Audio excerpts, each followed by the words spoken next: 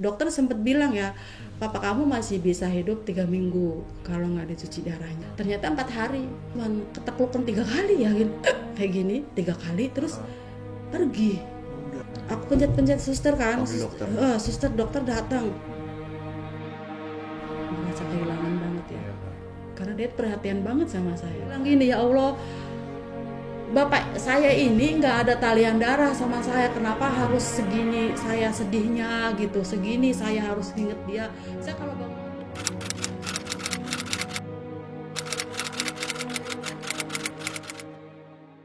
pasti banyak banget teman-teman yang masih penasaran atau pengen tahu Kak Yuli itu kesehariannya gimana dan sudah berapa lama sih menjaga beliau. Nah langsung aja yuk kita tanya-tanya. Kak Yuli asalnya dari Subang ya? kalau asalnya Indonesianya? itu Indramayu, kelahirannya Indramayu. Dari Indramayu. Cuman ngikut suami ke Subang, Jawa Barat. Terus bisa diceritain nggak sih Kak, di Taiwan itu Kak Yuli sudah berapa lama bekerja di Taiwan? Kalau semuanya itu udah mau 14 tahun ya. Tahun 14 ini tahun. iya habis 14 okay. tahun.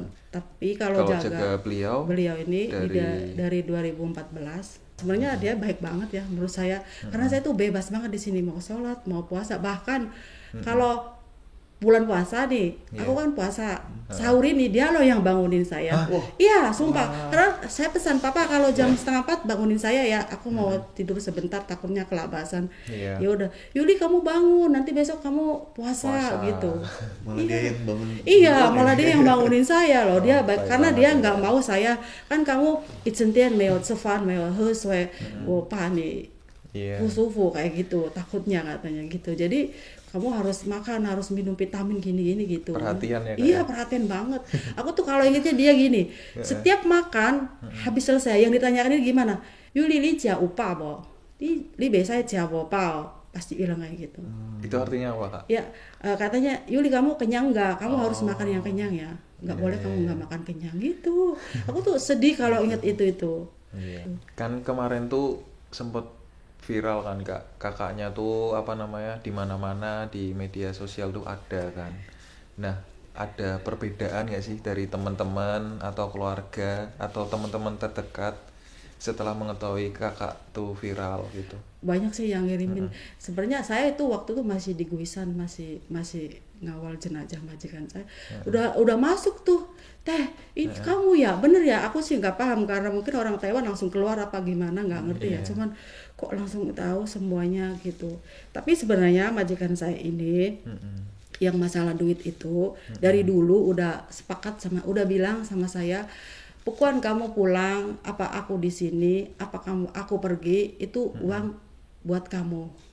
Emang dia udah ngomong, udah sepakat dari dulu, udah ikhlas masih mau ngasih saya sebagai tanda terima kasih gitu. Iya, dulu kan juga pernah tuh yang newspaper datang ke sini dia ngomong kayak gitu kan, udah pernah diulas dulu. Jadi memang dari dulu ataupun nanti kamu pulang ya aku kasihkan kamu gitu, ataupun aku itu pas pertama kali kerja atau bukan setelah berjalan berapa tahun tuh Kak? Sebenarnya pertama kali kita juga nggak begitu deket, maksudnya ya namanya baru ya. Saya ini deket itu 2016 di bulan 4 ke bulan 6 ini sering opname ke rumah sakit. Pokoknya sancang pusufus sering banget rawat inap gitu ya. Dan terakhir kali ini bulan 6, kalau nggak salah bulan 6 2016 ini terakhir nih majikan saya itu jam 2 malam kan, jam 2 malam nih udah maksudnya udah tidak berdaya, udah lemes kayak gitu. Terus aku gimana ya, udah jam 2 malam nggak ada teman, pokoknya kan di sini cuma aku sendiri. Pokoknya aku nekat aja deh telepon Icio gitu, Icio kamu datang ke sini. Terus jam 2 malam itu terus di mana alamat kamu? Ya di sini kan. Pokoknya sama harus bawa ke rumah sakit gitu. Udah ayo kita pergi. Udah pergi aja, udah pokoknya saya pakai bawa baju berapa setel, bawa bajunya dia, bawa sempo, bawa pokoknya kebutuhan yang mau harus rumah sakit. Akhirnya masuk rumah sakit lah dia itu udah. Nah keluar dari rumah sakit si dokternya itu bilang, kamu itu henhau niyo kansena ke Yuli, bilang gitu. Kalau terlambat sebentar lagi, kemungkinan nyawa kamu tidak tertolong. Di situ majikan saya ini berubah sama saya ini, pokoknya baik sampai sempat minta maaf ya karena Yuli aku minta maaf ya karena aku ya namanya juga majikan sering marah, kalau nggak gimana lah, namanya kita ikut orang ya ada enak dan nggak enaknya gitu ya.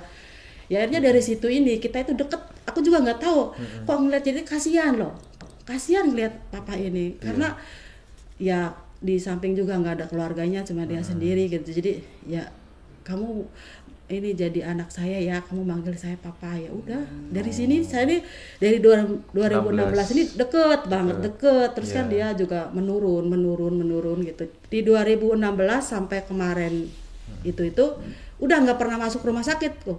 Terakhir kali yang ini nih, kan Yencong ini dia masuk rumah sakit opname lama, hampir mau 2 bulan. Situ.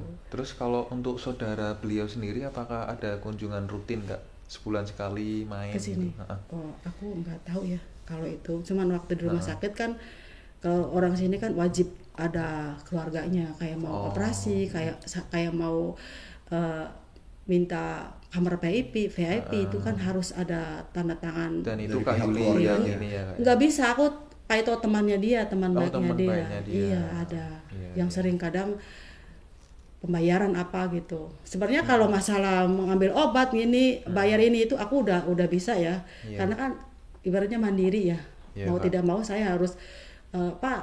Jadi dia ini jadwalnya, misalkan jadwal rumah sakitnya kan banyak, ke mata, ke ginjal, ke jantung, kemana. Jadi saya ini minimal harus tahu. Walaupun saya nggak paham Mandarin, aku nanya sama susternya, ini kapan Huichen akan datang? Ini tanggal sekian, hari sekian, jam sekian. Ya aku tulis di buku lainnya karena kan aku nggak bisa tulisan Mandarin gitu. Kendalanya cuma Mandarin, aku nggak bisa baca gitu. Terus boleh ini nggak sih Kak, kasih tipsnya untuk bisa dipercaya sama majikan atau menjaga hubungan baik itu kayak gimana? Kalau majikannya terbilang orangnya kan duit itu hamburan kemana-mana karena duit itu ya memang dia itu terserah duit ini banyak di mana-mana. Cuman kalau saya karena apa? Karena otaknya dia ini masih memorinya masih utuh. Dia itu pinter banget loh. Jadi kalaupun kita ngambil ya pasti ketahuan. Kalau saya mending ngomong, Pak minjem duit ya. Pak aku pengen beli ini ya. Pastilah dia ngasih gitu. Karena udah sayang sama saya gitu. Sayang banget. Aja ya, iya, aku mending terbuka kadang. Tapi dia nanya, "Buat apa?" Yuli, "Buat apa?" "Saya pengen beli ini, Pak." gitu. Ya udah beli. Ya udah. Sama harus ikhlas nggak sih Kak? Kan kalau jaga orang sakit tuh malam kadang kita harus bangun. Kalau gitu kadang saya ya tidur cuma 1 jam. Sampai mata saya sampai kayak orang kurang tidur tuh ya. Iya. Paling lemes kurang tidur itu. Lehernya juga nggak enak ya. Pokoknya yang terakhir ini yang di rumah saya. Gitu, sering karena kan majikan saya dahak terus di rumah sakit itu. Iya. Karena majikan ini nggak mau cotan, nggak mau telang sonde, nggak mau. Jadi memang dia udah disepakatin, saya menolak dengan semua yang masuk ICU, yang semua dikabel. Kalau akhirnya saya juga meninggal, buat apa saya menyakiti diri saya gitu. Terus selalu bilang, Yuli, saya ini udah hidup sampai 80 tahun, aku sangat-sangat senang, sangat bahagia. Terakhir kali kamu datang ke sini jaga saya, aku sangat senang banget gitu. Pas beliau meninggal berarti Kak Yuli ada di situ ya Kak? Iya, emang saya sendiri, nggak ada orang siapa. Makanya saya kadang nangisnya ini, kok aku selama di rumah sakit berbulan-bulan aku sendiri. Ya majikan saya pasti tahu ya, majikan saya tahu sampai bilang Yuli, papa tipu Cini lah. Di Hensingku sempat bilang gitu iya ya, sampai saya tuh nangis berdua loh di kamar itu karena gimana ya capek lah pastinya capek banget, apalagi orang yang udah parah kayak gini itu udah sering banget.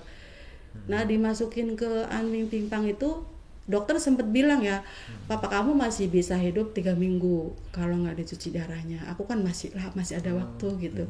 Ternyata 4 hari. 4 hari setelah dokter bilang meninggal ya Pak ya. Jadi 4 hari dimasukin ke Anming Pimpang itu meninggal. Jadi Anming Pimpang ini dia itu udah siap, aku udah pergi. Gitu. Iya.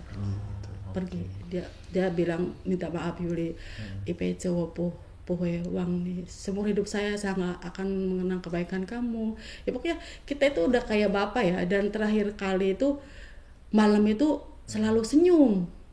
Kayak anak bayi kan, bayi nih kadang bayi tuh matanya merem tapi senyum terus kan, kayak gitu. Terus saya sempat nanya, papa ini sembala ini itu siau nih meo wohon kau singa, bilang kayak gitu.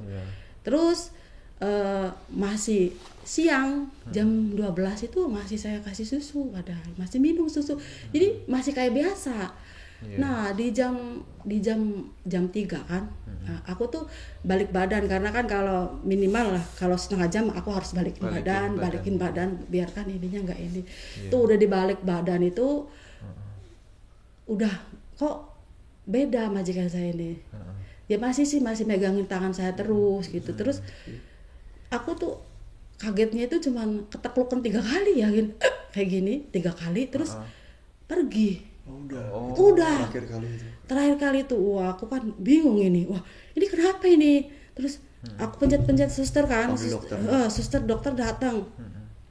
Kalau si suster mah kayak masih nenangin saya karena saya kan hencincang kayak panik kayak gitu. Oh, mesa. Masih nanti saya liang saya orang udah masih di liang saya masih di tensi darah, orang tulisannya error. Aku mah kayak liang saya itu kan udah liang pucula ini kan terus ya mungkin kalau mereka mah udah tahu dia nggak ada, cuman karena sayanya gemetar dan nggak tahu apa yang harus dilakukan ya emang udah nggak ada, udah pergi. Terus bilangnya dokternya kayak gitu meninggal kayak gitu itu henhau puyo tuh meo tuh henuku.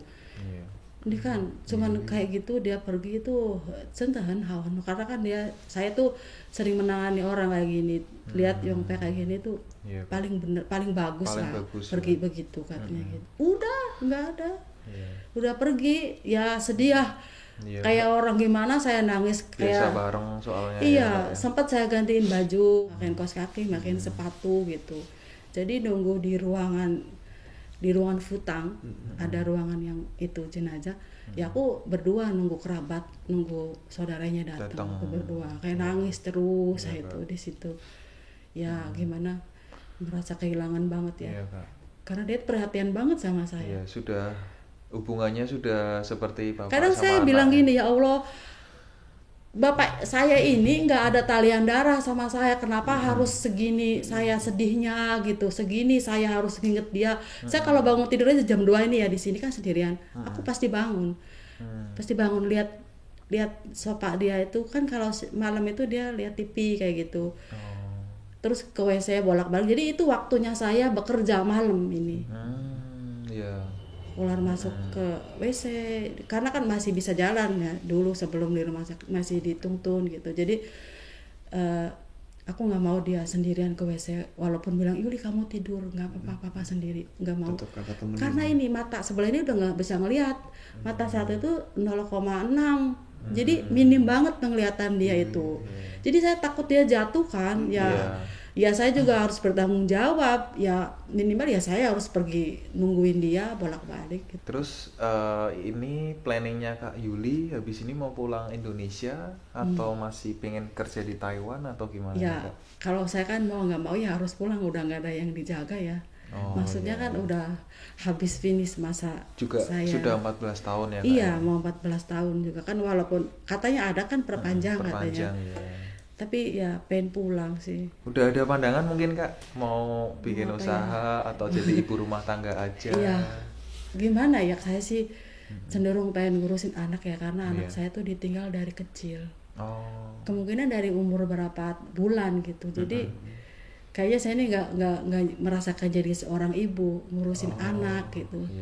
Oke kalau gitu Kak. Ini ada sedikit bingkisan dari Global TK buat Kak Yuli, dan kita juga ngucapin terima kasih ya Kak. Terima kasih loh atas waktunya sudah bisa terima kita.